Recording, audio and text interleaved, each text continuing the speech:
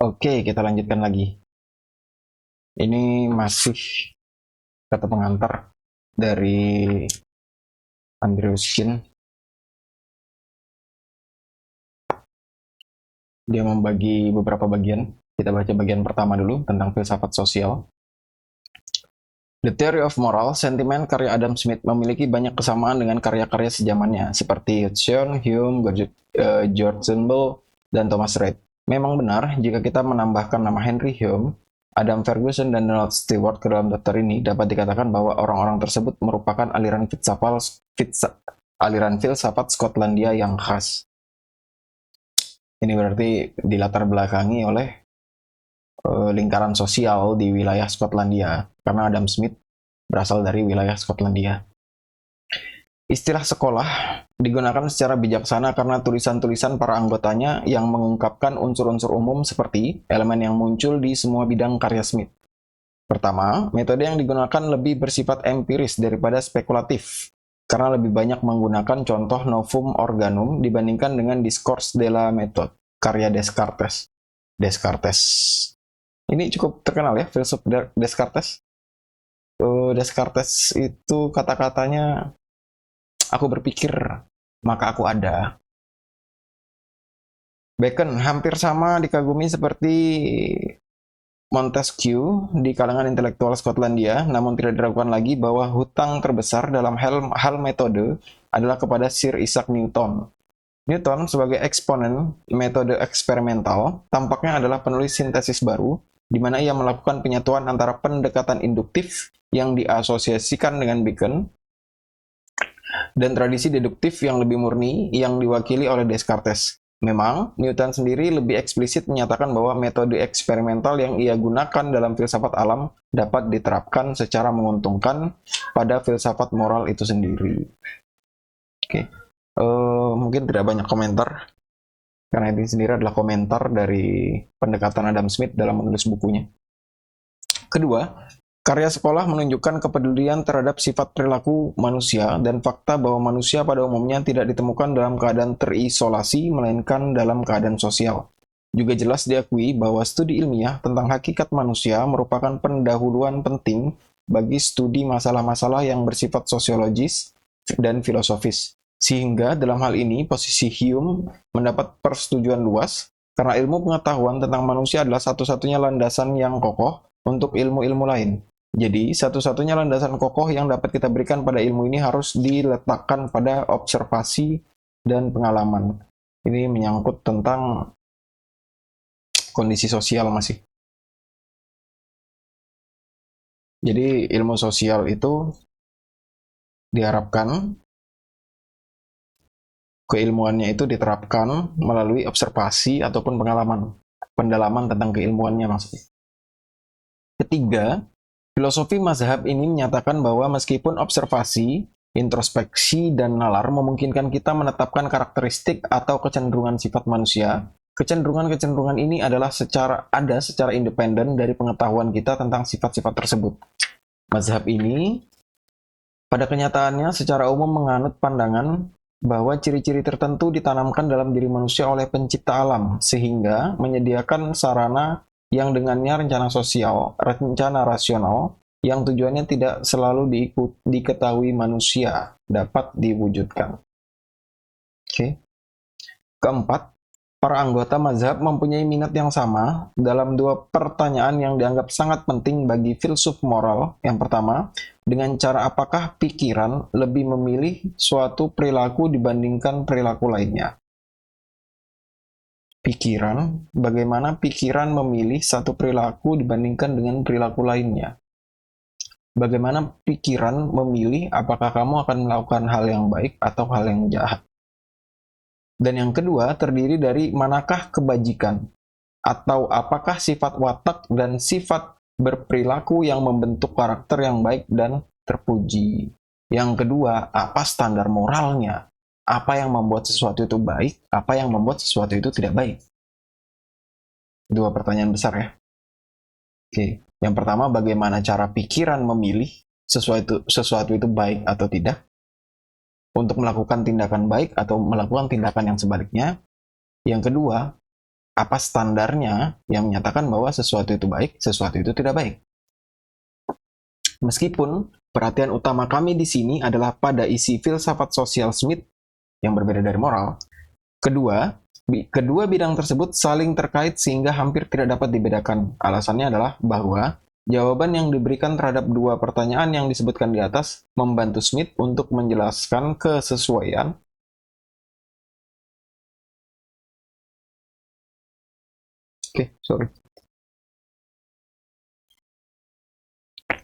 Alasannya adalah bahwa jawaban yang diberikan terhadap dua pertanyaan yang disebutkan di atas membantu Smith untuk menjelaskan kesesuaian manusia terhadap keadaan sosial di mana ia umumnya berada. Oke. Dalam menunjukkan kesesuaian manusia dalam masyarakat, argumen Smith bertumpu pada penilaian tertentu sehubung dengan sifat manusia. Secara khusus, ia menyatakan bahwa manusia diberkahi oleh pencipta alam dengan kemampuan-kemampuan tertentu seperti akal, budi, atau imajinasi, serta kecenderungan-kecenderungan tertentu seperti cinta pada diri sendiri atau perasaan sesama. Kecenderungan yang sekaligus mencondongkan manusia pada keadaan sosial dan pada saat yang sama terbukti berpotensi mengganggu keadaan tersebut. Berdasarkan argumen Smith, adanya kecenderungan egois atau setidaknya mementingkan diri sendiri menunjukkan bahwa aspek-aspek sifat manusia mencondongkan manusia pada keadaan sosial tidak cukup untuk mempertahankannya dalam tingkat keselarasan atau keteraturan apapun. Dengan kata lain, diperlukan sumber-sumber kendali tertentu atas aktivitas-aktivitas yang berkaitan dengan diri masing-masing laki-laki, sumber kendali seperti aturan, keadilan, dan moralitas yang harus diketahui dan dipatuhi oleh anggota kelompok sosial manapun. Oke, jadi Adam Smith sendiri menganggap bahwa sangu moralitas yang dimiliki oleh manusia berdasarkan cinta pada diri sendiri atau mencintai orang lain seperti dia mencintai dirinya, itu nggak cukup. Ini pertanyaan yang kedua tadi itu. Jika pertanyaan yang pertama tadi bahwa bagaimana caranya otak pikiran itu memilih saya melakukan sesuatu A atau B. Pertanyaan yang kedua, apa landasannya sesuatu yang baik itu? Jadi Smith tidak menganggap bahwa kebaikan itu tidak hanya bisa berasal dari diri sendiri. Dia harus berasal dari eksternal juga. Aturan keadilan dan moralitas harus diketahui dan dipatuhi oleh anggota kelompok sosial manapun. Tentu saja, kita lanjut. Tentu saja, hal ini mungkin tidak biasa, namun pembahasan Smith tentang perlunya dan asal-usul aturan-aturan umum yang memandu aktivitas manusia sangatlah penting, terutama karena hal ini mengungkap salah satu ciri paling khas dari pemikirannya. Ciri paling khas dari pemikirannya. Belum disebutkan di sini pemikirannya dalam hal apa. Secara singkat, dapat dikatakan bahwa beberapa aspek dari sifat manusia memerlukan sumber kendali tertentu, sementara aspek lainnya memastikan bahwa aspek-aspek tersebut benar-benar berkembang. Argumen Smith dengan demikian menyatakan bahwa tatanan sosial menjadi mungkin karena adanya batasan-batasan yang diterapkan individu pada diri mereka sendiri, sehingga membuka setidaknya sebagian dari rencana ilahi. Sebuah rencana yang diungkapkan secara substansial berdasarkan aktivitas individu yang tidak sadar akan tujuan yang ingin dicapai oleh aktivitas tersebut. Berikut ini kita akan berusaha menggambarkan unsur-unsur utama argumen Adam Smith dengan maksud untuk memaparkan kondisi-kondisi yang harus dipenuhi sebelum keberadaan sosial yang teratur dapat terwujud. Melihat sentimen moral dari sudut pandang ini, akan lebih mudah untuk memulai dengan konsep sentral kesopanan, yaitu dengan penjelasan Smith tentang cara individu membentuk penilaian yang diharapkan pada dirinya sendiri dan orang lain mengenai apa yang dilakukannya layak dan pantas untuk dilakukan atau dihindari. Ini masih komentar ya. Tapi mungkin komentar ini lebih ke arah bukunya Smith yang pertama, The Theory of Moral Sentiment. Jadi ini belum masuk ke komentar mengenai buku Adam Smith, The Wealth of Nations. Karena Profesor Brown tadi berpendapat bahwa The Wealth of Nations ini berhubungan dengan buku pertamanya Adam Smith. Saya baru tahu Adam Smith nulis 2 buku gitu. Lanjut. Dalam pandangan Smith, proses di mana kita membedakan antara objek persetujuan atau penolakan melibatkan kemampuan dan kecenderungan yang kompleks yang mencakup simpati, imajinasi, alasan, dan refleksi. Pertama-tama, ia menyatakan mengikuti Hume bahwa manusia mempunyai perasaan sesama tertentu. Betapapun egoisnya manusia, ternyata ada beberapa prinsip dalam kodratnya yang membuatnya tertarik pada kekayaan orang lain dan menjadikan kebahagiaan mereka penting baginya, meskipun ia tidak memperoleh apapun darinya kecuali kesenangan melihatnya. Oke, ini termasuk unik manusia itu. Ini sama seperti David Hume. Smith juga memiliki pikiran bahwa walaupun manusia itu adalah makhluk yang egois, tetapi ada satu titik di mana kebahagiaan manusia itu bisa didapatkan melalui kebahagiaan orang selain dia. Jadi saya kira Adam Smith kira dalam hal ini manusia itu tidak selalu tentang dirinya sendiri kok. Perasaan sesama, kita lanjut. Perasaan sesama atau ketertarikan terhadap situasi orang lain penting karena memungkinkan kita merasakan suka atau duka atas nasib atau kemalangan orang lain dan seolah-olah memandang dengan simpati terhadap keadaan mereka. Ini simpati dan empati, maksudnya Adam Smith. Dan seolah-olah, disposisi yang sama juga memungkinkan kita menilai sifat situasi yang dialami oleh orang lain.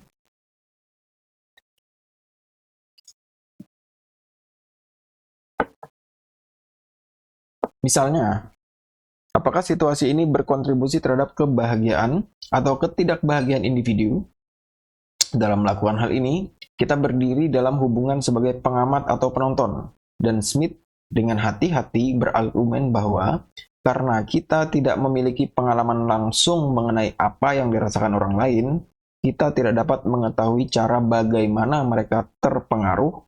Namun, dengan memahami apa yang seharusnya kita rasakan dalam situasi serupa. Jadi, Adam Smith, saya baca ulang lagi ya. Karena kita tidak memiliki pengalaman langsung mengenai apa yang dirasakan orang lain, kita tidak dapat mengetahui cara bagaimana mereka terpengaruh. Karena kita tidak merasakan apa yang dirasakan oleh orang lain, kita tidak tahu kenapa itu bisa dirasakan oleh orang lain. Misalkan kesedihan.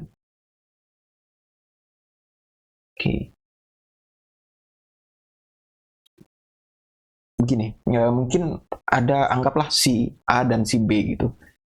Si A ini, dia memiliki orang tua dan orang tuanya meninggal, sehingga si A itu merasakan suatu kesedihan.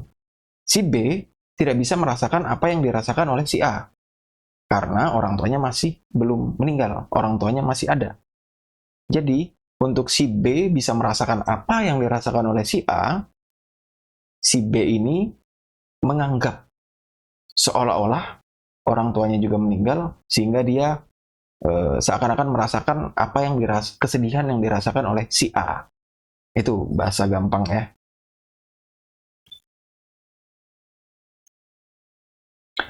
Ekspresi simpati didefinisikan secara luas terhadap orang lain, dengan demikian melibatkan tindakan refleksi dan imajinasi, dalam arti bahwa dalam mengamati situasi orang lain kita hanya dapat membentuk opini dengan bertukar tempat sesuai keinginan dengannya.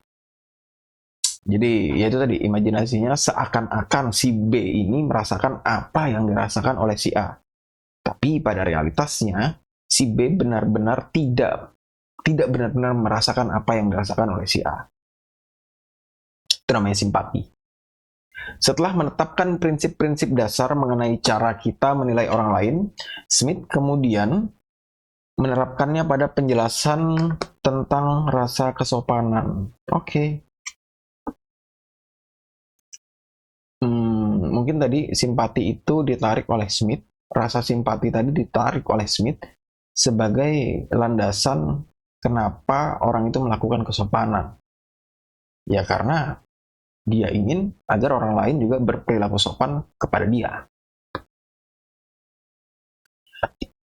Pertanyaan tentang kesopanan menjadi relevan ketika kita melampaui pertimbangan keadaan yang dihadapi subjek untuk memeriksa sejauh mana tindakan atau kasih sayangnya sesuai dengan kondisi di mana tindakan atau kasih sayang tersebut dilakukan atau objek yang ingin dicapai. Smith kemudian mendefinisikan kepantasan dan ketidakpantasan terdiri dari kesesuaian atau ketidaksesuaian dalam proporsi atau disproporsi yang tampaknya ditanggung oleh kasih sayang terhadap penyebab atau objek yang menggairahkannya.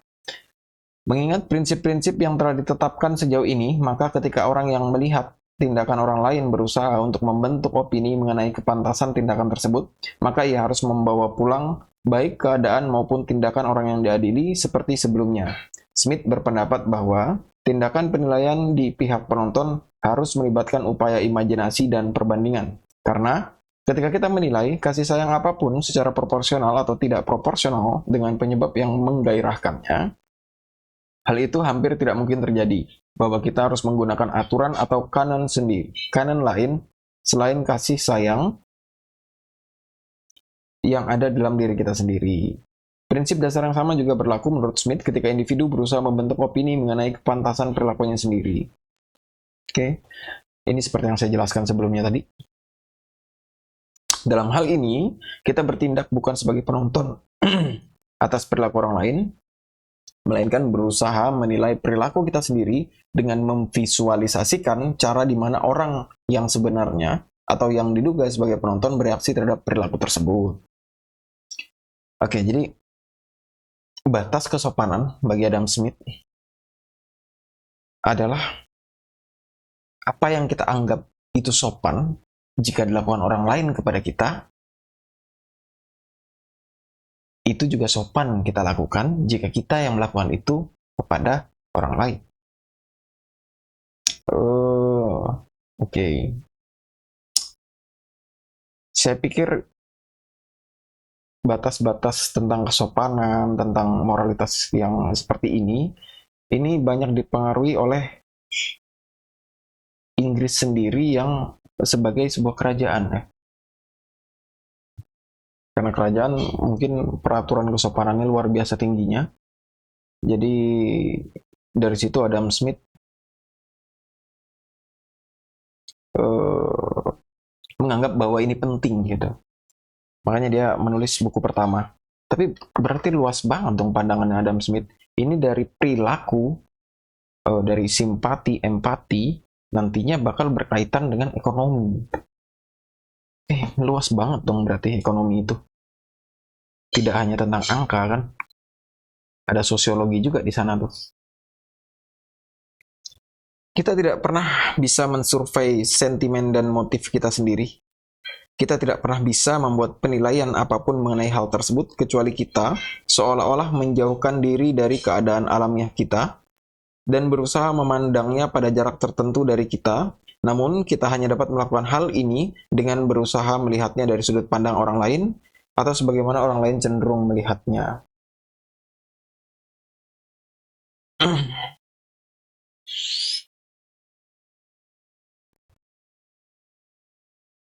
Argumen ini berarti bahwa tindakan manusia telah dinilai oleh suatu lembaga yang dianggap berada di luar dirinya, yaitu baik oleh orang yang sebenarnya atau yang dianggap sebagai penonton atas perilaku mereka. Hal ini pada gilirannya menunjukkan bahwa tindakan orang yang dinilai akan dianggap pantas atau tidak pantas, patut disetujui atau tidak, sesuai dengan sejarah mana penonton dapat menyetujui atau bersimpati terhadap tindakan tersebut, seperti yang dikatakan Smith. Menyetujui hasrat orang lain.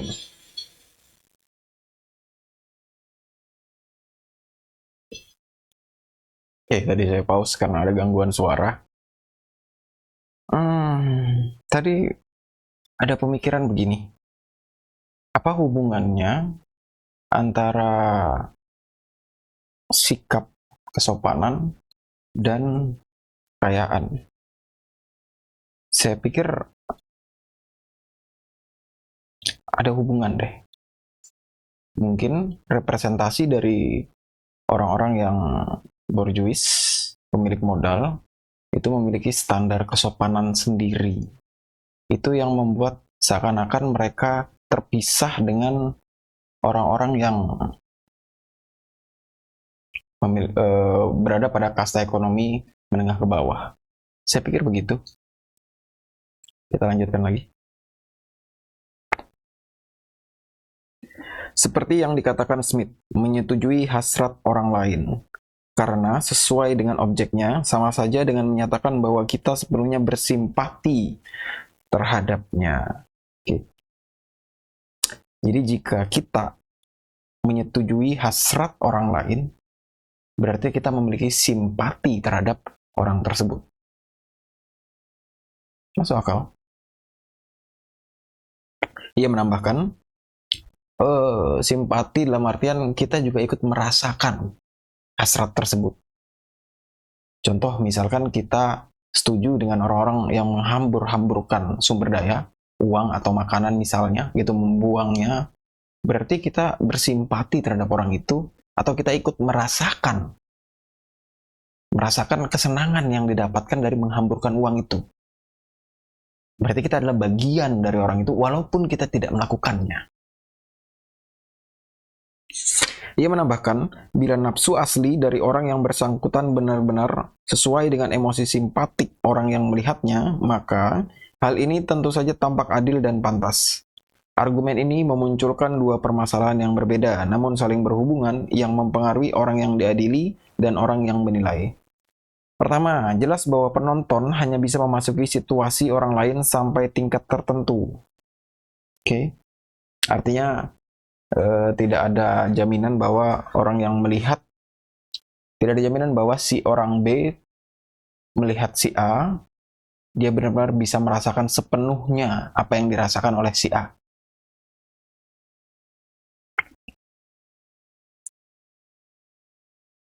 Karena si B tidak merasakan pengalaman yang sama.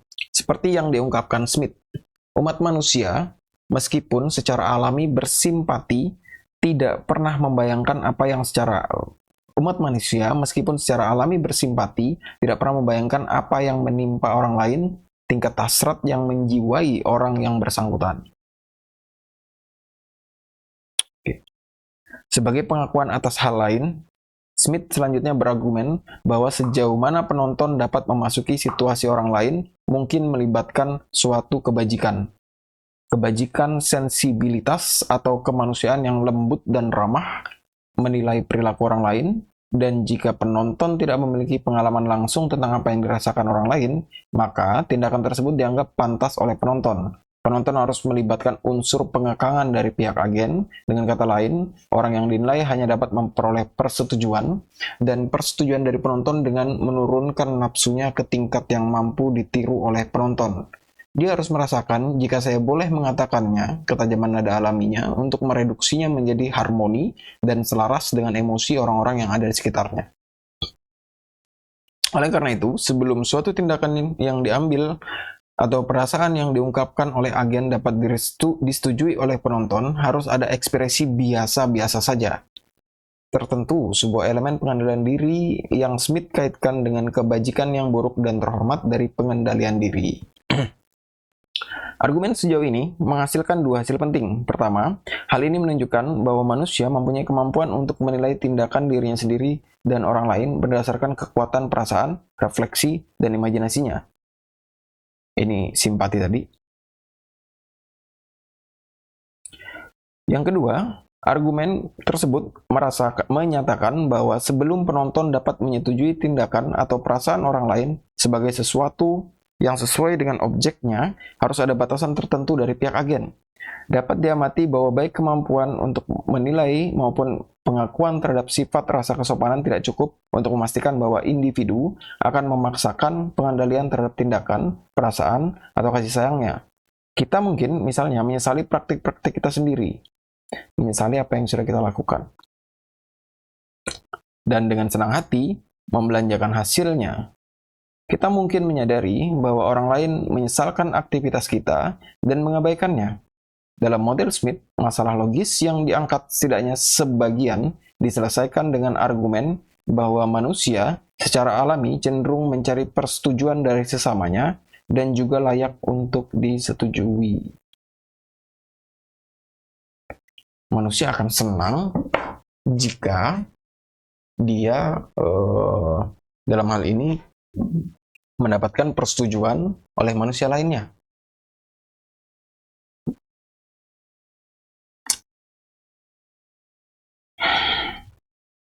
Alam, ketika ia membentuk manusia untuk masyarakat, menganugerahinya dengan keinginan awal untuk menyenangkan dan keengganan awal untuk menyinggung saudara-saudaranya. Dia mengajarinya untuk merasakan kesenangan dalam hal-hal yang menguntungkan dan kesakitan dalam hal-hal yang tidak menguntungkan. Dia menganggap persetujuan mereka paling menyanjung dan paling menyenangkan baginya demi kepentingannya sendiri, dan penolakan mereka adalah hal yang paling memalukan dan menyinggung. Oke. Jadi seakan-akan kalau misalkan keputusan kita itu disetujui oleh orang lain, itu akan sangat menyenangkan. Tapi jika keputusan kita jika kita memutuskan sesuatu dan ada orang lain yang tidak setuju dengan itu, seakan-akan itu adalah hal yang memalukan. Setidaknya ada orang yang beranggapan seperti itu. Atau bukan ada orang, tapi kebanyakan orang, sebagian besar orang beranggapan seperti itu. Bahwa setiap keputusannya itu harus didukung oleh orang lain. Orang lain harus menyatakan bahwa keputusan kita udah baik, keputusan kita udah benar. Justru karena individu menganggap pendapat orang yang melihatnya itu penting, dan karena ia mencari persetujuan, maka ia memaksakan diri pada tingkat pengendalian diri atau pengendalian diri.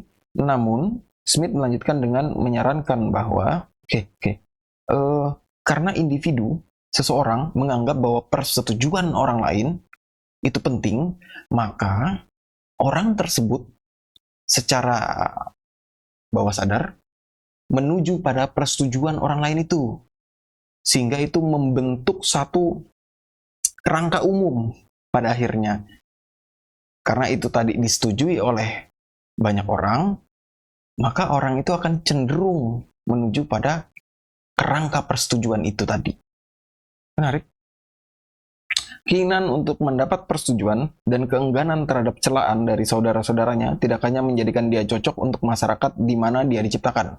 Oleh karena itu, alam menganugerahinya tidak hanya keinginan untuk disetujui, tetapi juga keinginan untuk menjadi apa yang seharusnya disetujui, atau menjadi apa yang dia sendiri setujui pada orang lain. Oke, kalau yang tadi Adam Smith menuturkan satu argumen bahwa orang akan cenderung melakukan sesuatu yang disetujui oleh orang lain. Di sini, saya ulang lagi, keinginan untuk mendapat persetujuan dan keengganan terhadap celaan dari saudara-saudaranya tidak hanya menjadikan dia cocok untuk masyarakat di mana dia diciptakan. Oleh karena itu, alam menganugerahinya tidak hanya keinginan untuk disetujui, tapi juga keinginan untuk menjadi apa yang seharusnya disetujui. Kalau yang tadi adalah kita masuk kepada kerangka umum yang sudah ada bahwa sopan itu seperti ini. Kalau yang ini membentuk sesuatu yang sebelumnya belum pernah terjadi, lalu dianggap bahwa inilah standar kesopanan atau standar moralitas. Oleh karena itu, menurut argumen Smith, individu tunduk pada dua jenis yurisdiksi. Yang keduanya berfungsi untuk mengontrol perasaan dan tindakannya. Yurisdiksi penonton sebenarnya dan hati nuraninya sendiri. Yurisdiksi yang disebut Smith sebagai manusia di luar dan manusia di dalam sebagai hakim dan wasit yang hebat atas perilaku kita.